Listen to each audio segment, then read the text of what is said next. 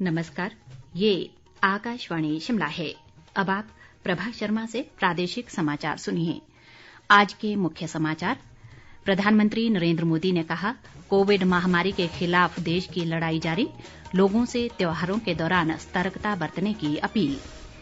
प्रदेश में उपचुनाव के लिए चुनाव प्रचार जोरों पर, भाजपा व कांग्रेस के स्टार प्रचारक मतदाताओं को लुभाने में जुटे। केंद्रीय सूचना व प्रसारण मंत्री अनुराग सिंह ठाकुर ने कहा, महंगाई के मुद्दे पर कांग्रेस कर रही तथ्यहीन बयानबाजी। और लाहौल स्पीति के बातल में फंसे सभी सैलानियों को सुरक्षित निकाला। किन्नौर की छितकुल घाटी में लापता 2 और ट्रैकरों के शव बरामद। अब समाचार विस्तार से। प्रधानमंत्री नरेंद्र मोदी ने कहा है कि 100 करोड़ कोविड टीके लगाने का आंकड़ा पार करने के बावजूद महामारी के खिलाफ देश की लड़ाई अभी खत्म नहीं हुई है। उन्होंने कहा कि सबको कोविड दिशा निर्देशों का पालन सुनिश्चित करना चाहिए। आज राष्ट्र को संबोधित करते हुए प्रधानमंत्री ने लोगों से त्योहारों के दौरान पूरी सतर्कता बरतने की अपील की। मेरा आग्रह है कि हमें अपने त्योहारों को पूरी सतर्कता के साथ ही मनाना है। और जहां तक मास्क का सवाल है, मेरा इतना ही कहना है, जैसे हमें जूते पहन करके ही बाहर जाने की आदत लग गई है ना, बस वैसे ही मास्क को भी एक सहज स्वभाव बनाना ही हो। जिनको अभी तक वैक्सीन नहीं लगी है, वो इसे सर्वोच्च प्राथमिकता दें। जिन्हें वैक्सीन लग गई है, वो दूसरों को प्रेरित करें। मुझे पूरा भरोसा है कि हम सब मिलकर प्रयास करेंगे तो कोरोना को और जल्द हरा पाएं। प्रधानमंत्री ने कहा कि भारत का टीकाकरण अभियान सबका साथ, सबका विकास, सबका विश्वास और सबका प्रयास का एक जीवंत उदाहरण है। प्रधानमंत्री ने इस उपलब्धि का श्रेय 130 करोड़ देशवासियों के प्रयासों को दिया। उन्होंने कहा कि 100 करोड़ वैक्सीन केवल एक संख्या नहीं है, बल्कि ये एक राष्ट्र के रूप में देश की क्षमता को भी दर्शाता है। 100 करोड़ वैक्सीन डोज ये केवल एक आंकड़ा नहीं है, ये देश के सामर्थ्य का प्रतिबिंब है। इतिहास के नए अध्याय की रचना है। ये उस नए भारत की तस्वीर है जो कठिन लक्ष्य निर्धारित कर उन्हें हासिल करना जानता है। ये उस नए भारत की तस्वीर है जो अपने संकल्पों की सिद्धि के लिए परिश्रम की पराकाष्ठा करता है। प्रधानमंत्री ने कहा कि दुनिया भर में 100 साल में पहली बार फैली इस महामारी से भारत जिस तरह निपटा है, वो प्रशंसनीय है। प्रदेश में उपचुनाव की तारीख नजदीक आते ही सभी राजनीतिक दलों व प्रत्याशियों ने चुनाव प्रचार तेज कर दिया है। प्रदेश में 30 अक्तूबर को मंडी संसदीय क्षेत्र के अलावा अर्की, फतेहपुर और जुब्बल कोटखाई विधानसभा सीट पर होने वाले उपचुनाव के लिए 27 अक्तूबर की शाम तक खुलेआम चुनाव प्रचार किया जा सकता है। ऐसे में खुलेआम चुनाव प्रचार में अब 5 दिन बचे हैं। वरिष्ठ भाजपा नेता व मुख्यमंत्री जयराम ठाकुर ने आज मंडी संसदीय क्षेत्र के तहत रामपुर और जुब्बल कोटखाई विधानसभा के लिए कोटखाई में पार्टी प्रत्याशियों के पक्ष में चुनावी जनसभाएं की। रामपुर में उन्होंने पार्टी प्रत्याशी ब्रिगेडियर कुशाल ठाकुर के लिए लोगों से सहयोग मांगा। उन्होंने कहा कि भाजपा के शीर्ष नेतृत्व ने पूर्व फौजी को टिकट दिया है, जिसे कांग्रेस पचा नहीं पा रही है। कोटखाई में लोगों को संबोधित करते हुए जयराम ठाकुर ने कहा कि जुब्बल कोटखाई क्षेत्र में विकास के मामले में कोई कमी नहीं रखी गई है। पार्टी प्रत्याशी नीलम सराइक के लिए लोगों से सहयोग की अपील करते हुए मुख्यमंत्री ने कहा कि महंगाई और बेरोजगारी कांग्रेस की देन है और केंद्र व प्रदेश सरकार इन समस्याओं के हल के लिए कार्य कर रही है। इस अवसर पर नीलम सराइक ने अपने पक्ष में वोट की अपील की। दूसरी ओर मंडी संसदीय सीट से कांग्रेस प्रत्याशी प्रतिभा सिंह ने द्रंग विधानसभा क्षेत्र के टिक्कर, पद्धर और पदवाहन में चुनावी जनसभाओं को संबोधित किया।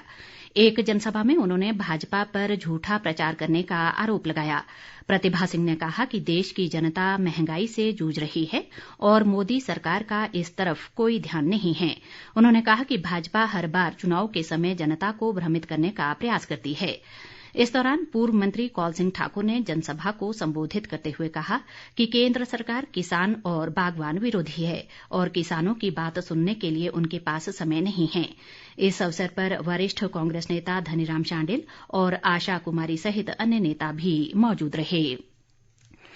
कांग्रेस विधायक सुखविंदर सिंह सुक्खू ने भाजपा पर क्षेत्रवाद की राजनीति करने का आरोप लगाया है।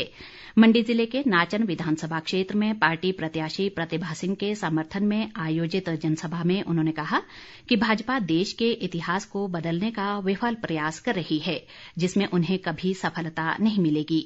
उन्होंने आरोप लगाया कि केंद्र सरकार जनता की आकांक्षाओं पर खरा उतरने में नाकाम रही है। भाजपा के स्टार प्रचारक व केंद्रीय सूचना व प्रसारण मंत्री अनुराग सिंह ठाकुर ने आज अर्की विधानसभा क्षेत्र के जयनगर, धुंदन और कराड़ाघाट में पार्टी प्रत्याशी रतन सिंह पाल के पक्ष में चुनावी जनसभाओं को संबोधित किया। इस दौरान उन्होंने कांग्रेस पर निशाना साधते हुए कहा कि 70 साल में जो कांग्रेस सरकारें नहीं कर पाईं, वो मोदी सरकार ने 7 साल में कर दिखाया है। अनुराग ठाकुर ने कहा कि मोदी सरकार ने हर वर्ग के कल्याण के लिए कई योजनाएं चलाकर उन्हें लाभान्वित किया है, जबकि भ्रष्टाचार में संलिप्त कांग्रेस लोगों तक सुविधाएं पहुंचाने में नाकाम रही। उन्होंने महंगाई पर कांग्रेस को घेरते हुए कहा कि कांग्रेस कार्यकाल में 2004 से 2014 तक महंगाई 12% तक पहुंच गई थी, जबकि मोदी सरकार के कार्यकाल में महंगाई दर 4% से ज्यादा कभी नहीं हुई। कांग्रेस अपने समय के आंकड़े देखे, 2004 से 14 तक कांग्रेस की सरकार रही। कई सालों में तो ये स्थिति थी कि महंगाई दर डबल डिजिट में थी, 12% थी। और मोदी सरकार के पहले 5 वर्ष भी देखेंगे तो महंगाई कभी 12% तो दूर की बात, औसतन 4-4.5% पर रही। इसको पूरी दुनिया ने सराहा। अनुराग ठाकुर ने दावा किया कि प्रदेश की भाजपा सरकार ने अपने कार्यकाल में चहुमुखी विकास किया है। उन्होंने लोगों से पार्टी प्रत्याशी को सहयोग देने की अपील की ताकि क्षेत्र में विकास को गति मिल सके।